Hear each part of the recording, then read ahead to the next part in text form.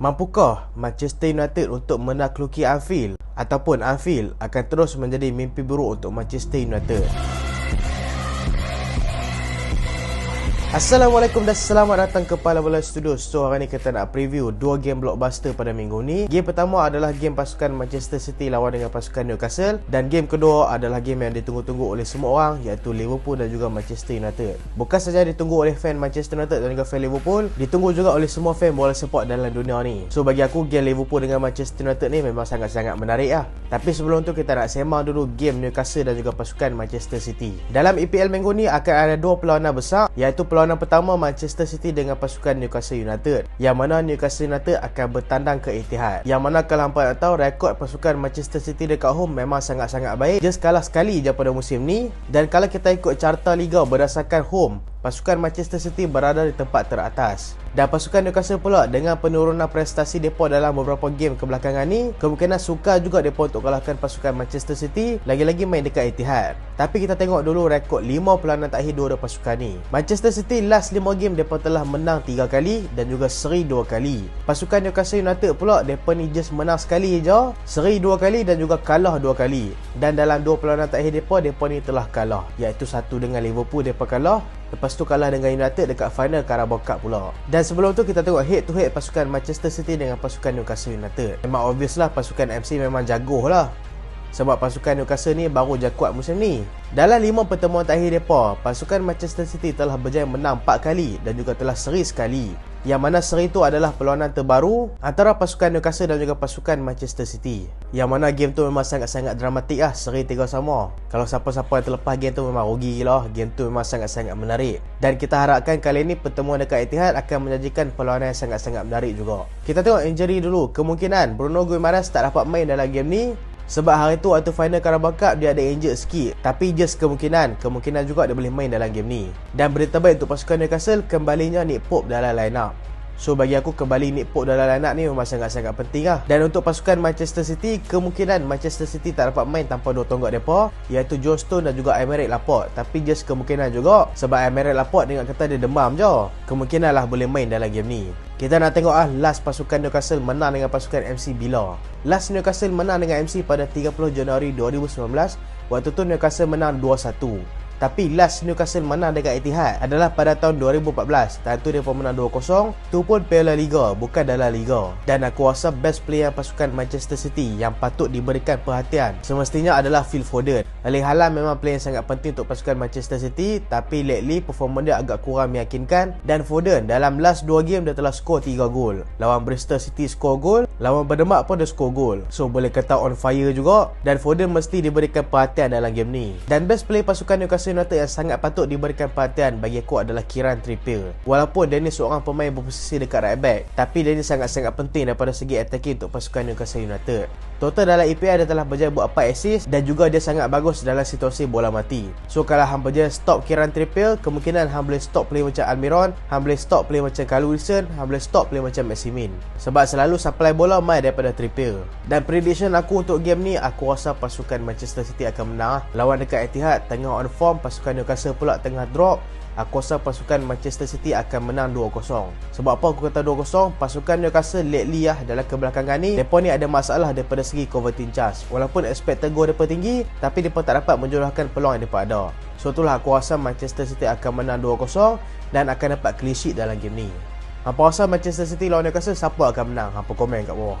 So kita masuk ke next game, iaitu big blockbuster game dalam EPL pada musim ni, iaitu Liverpool berhadapan dengan pasukan Manchester United. Tak kira lah Liverpool tengah on form ke, Manchester United tengah on form ke, siapa-siapa tengah drop form ke, bila masuk game je mesti akan jadi panas. Musim lepas walaupun Manchester United kena bantai teruk dengan Liverpool, tapi game tu tetap panas. Macam-macam pergaduhan yang berlaku dalam game tu. Tapi kita mengharapkan pertemuan antara Manchester United dan juga Liverpool dekat Anfield ni akan berlangsung dengan sengit daripada segi permainan. Kita tengok performance kedua-dua tim ni dalam last 5 game. Liverpool last 5 game mereka telah menang 3 kali dan juga seri sekali dan kalah sekali. Yang mana kalah tu adalah mereka kena bantai dengan Real Madrid 5-2 tu lah. Manchester United dalam last 5 game, Manchester United telah menang 4 kali dan just seri sekali, iaitu seri tu dengan pasukan Barcelona. Head to head dalam last 5 game antara kedua-dua pasukan ni adalah pasukan Manchester United berjaya menang 2 kali, Liverpool berjaya menang 3 kali. Yang mana pertemuan terakhir antara pasukan Manchester United dan juga pasukan Liverpool, Manchester United telah berjaya menang 2-1 dekat Old Trafford. Bagi aku salah satu faktor kebangkitan Manchester United pada musim ni adalah kemenangan ke atas Liverpool tu. Kembalinya confident player selepas berjaya mengalahkan pasukan Liverpool. Sebab kalau hampa ingat dulu, sebelum tu pasukan Manchester United kalah dengan pasukan Brentford, kalah dengan pasukan Brighton. Tapi bila masuk game lawan Liverpool, Ten Hag switch sikit taktik dan pemain-pemain bermain dengan sangat baik dan berjaya mengalahkan pasukan Liverpool dalam game tu. Dan selepas menang ke atas Liverpool tu, MU just kalah 3 kali je. Kalah dengan MC, kalah dengan Arsenal, kalah dengan Aston Villa. Yang mana aku rasa MC dengan Arsenal kalah tu bagi aku tak apa lah. Tapi MC tu tak boleh jugalah sampai 6-3. Dengan Aston Villa tu bagi aku kekalahan yang tak patut lah. Tapi sejak mengalahkan pasukan Liverpool tu, MU just kalah 3 kali. Tu adalah satu rekod yang agak baik jugalah. Dan pasukan Liverpool pada musim ni terombang-ambing. Kadang-kadang perform, kadang-kadang tak perform. Kalau kita nak kata Liverpool tak perform pun tak boleh juga. Sebab Liverpool ni bukan jauh sangat daripada top 4. Dekat je dengan top 4. Tapi performance attacking mereka yang kadang-kadang on, kadang-kadang off, membuatkan pasukan Liverpool ni kadang-kadang menang, kadang-kadang kalah.